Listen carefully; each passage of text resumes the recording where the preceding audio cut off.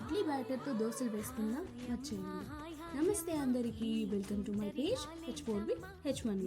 ఇవాళ సంగతి ఏంటంటే వేడి వేడిగా దోశలు తినాలనిపించిందండి, కానీ ఇంట్లో దోశ బ్యాటర్ రెడీగా లేదు. ఇడ్లీ బ్యాటర్తో దోశలు వేస్తున్నాను. ఎలా అంటారా? చూద్దాం వచ్చేయండి. బ్యాటర్లో నేను ముందుగా కట్ చేసి పెట్టుకున్న ఆనియన్స్, పచ్చిమిర్చి, అల్లంతో పాటు జీరా, కరివేపాకు, పసుపు, క్యారెట్ తురుము వేసుకొని టేస్ట్కి సరిపోయినంత సాల్ట్ యాడ్ చేసుకొని దోశ బ్యాటర్ ఏ కన్సిస్టెన్సీలో అయితే ఉంటుందో అలానే వాటర్ యాడ్ చేసుకొని వీడియోలో చూపిస్తున్న విధంగా బ్యాటర్ రెడీ చేసి పెట్టాలండి. అప్పుడే దోశలు బాగా వస్తాయి.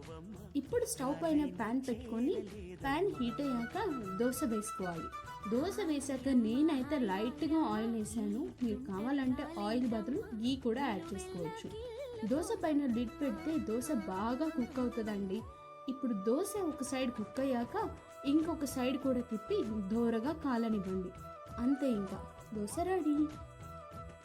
ఈ దోశలోకి చట్నీ లేకపోయినా పర్వాలేదండి, చాలా టేస్టీగా ఉంటుంది. మేమైతే కొంచెం స్పైసీగా తినాలనిపించి ఇంట్లో చేసిన కరివేపాకు కారంతో గీ యాడ్ చేసుకొని తిన్నాము.